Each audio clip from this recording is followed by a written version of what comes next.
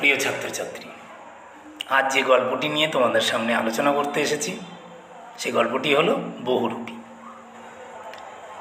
গল্পের মূল যে বিষয়বস্তু সেটি সংক্ষেপে আমি প্রথমে আলোচনা করে নিই, তারপর এখান থেকে কী প্রশ্ন তোমরা রেডি করবে সেগুলো আমি বলে দেব।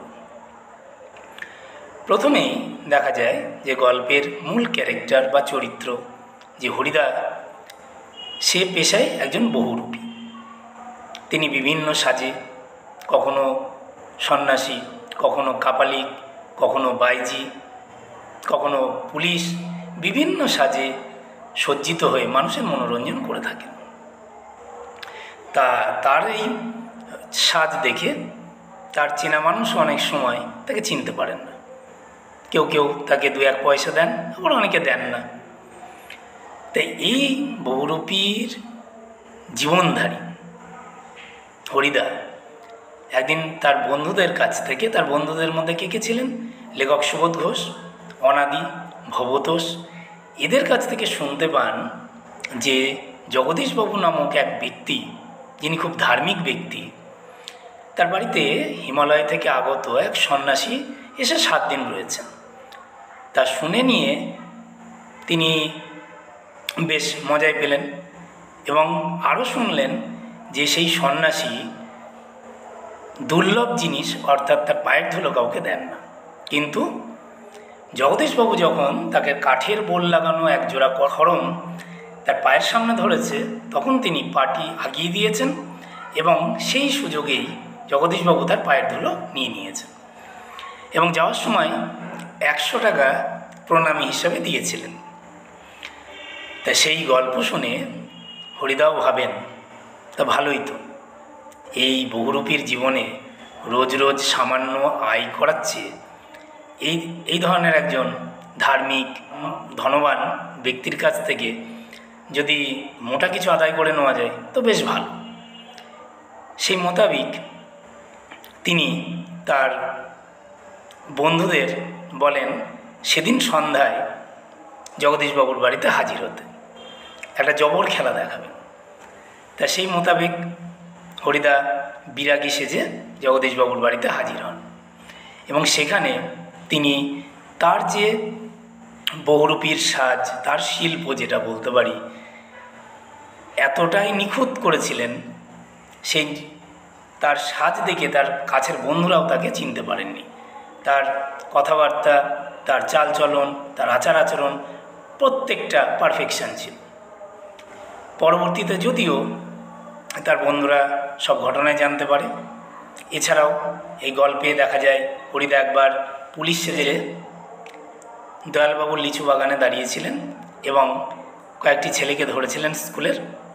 তা পরবর্তীতে মাস্টারমশাই 8 আনা ঘুষ দিয়ে তাদের ছাড়িয়ে নিয়ে যায়, যদিও মাস্টারমশাই পরবর্তীতে জানতে পারেন সেটি হরিদাই ছিলেন নকল পুলিশ। যে হোক, তিনি রাগ করেননি, কারণ তার নিখুঁত যে সাজটা সেটা দেখে তিনি বেশ আনন্দই পেয়েছেন। এই ধরনের ছোটো ছোটো ঘটনাগুলি নিয়েই দেখবা এই বহুরূপীধারী জীবন হরিদার। এছাড়া তার যে শিল্পের প্রতি ভালোবাসা এবং শিল্পের প্রতি যে তার একটা শিল্পটা অহংকার, সেটা নিয়ে একটা বেশ সুন্দর আলোচনা করা হয়েছে। তা গল্পটার বিষয়বস্তু এটাই রইল। এর থেকে এবার কি কি প্রশ্ন তোমরা পড়বে সেটা বলে দিই।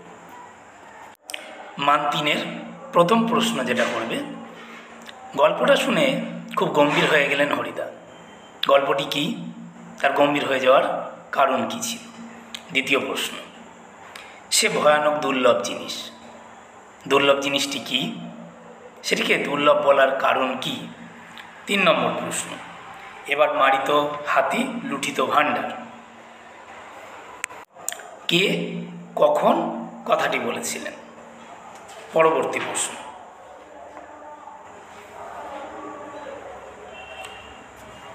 ও চেহারা কি সত্যিই কোনো বহুরূপীর হতে পারে? বহুরূপীর বেশে সজ্জিত বিরাগীজির রূপের বর্ণনা দাও। পরবর্তী প্রশ্ন, জগদীশবাবু যে কী কাণ্ড করেছেন শোনেননি হরিদা, কাণ্ডটি কী? পরের প্রশ্ন, একটা আতঙ্কের হল্লা বেজে উঠেছিল।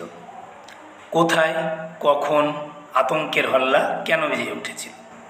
পরের প্রশ্ন, আপনি কি ভগবানের চেয়েও বড়? কে কাকে কেন এই উক্তি করেছেন? পরবর্তী প্রশ্ন, বড় চমৎকার আজকের এই সন্ধ্যার চেহারা। সন্ধ্যার চেহারার বর্ণনা দাও। এর পরের প্রশ্ন, হরিদার উনুনের হাঁড়িতে অনেক সময় শুধু জল ফোটে, ভাত ফোটে না। তাৎপর্য বিশ্লেষণ করো। আপাতত তোমরা এই কয়েকটি প্রশ্ন খুব ভালো করে রেডি করো 3 নম্বর মানের জন্য। 5 নম্বর মানের কয়েকটি প্রশ্ন আমি দিয়ে রাখছি, শোনো। বহুরূপী গল্পের নামকরণের সার্থকতা বিচার করো। 2 নম্বর প্রশ্ন, আজ তোমাদের একটা জবর খেলা দেখাবো। বক্তা কে, তিনি কোথায়, কি খেলা দেখিয়েছিলেন?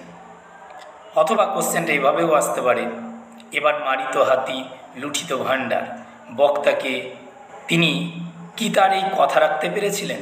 কোশ্চেনটা এইভাবেও আসতে পারে, জগদীশবাবুর বাড়িতে কি ঘটনা ঘটেছিল বহুরূপী গল্প অবলম্বনে আলোচনা করো। 2017 সালে প্রশ্নটি এসেছিল 5 নম্বর মানে।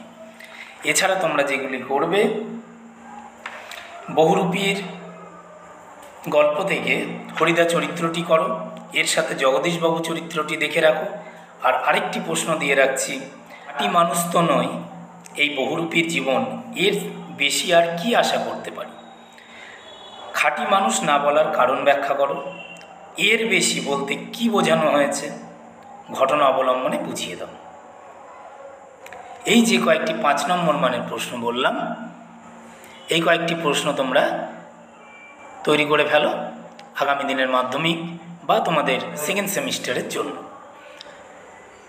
আর প্রত্যেকটি গল্প, কবিতা বা নাটক যে সিরাজদৌল্লা আছে সেখান থেকে প্রশ্নের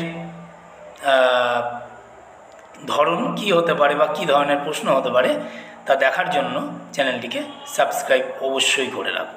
এবং ক্লাস 6 থেকে বিএ ক্লাস পর্যন্ত অর্থাৎ গ্র্যাজুয়েশন পর্যন্ত তোমরা এই চ্যানেলের মাধ্যমে বিভিন্ন রকম আলোচনা পেতে থাকবে।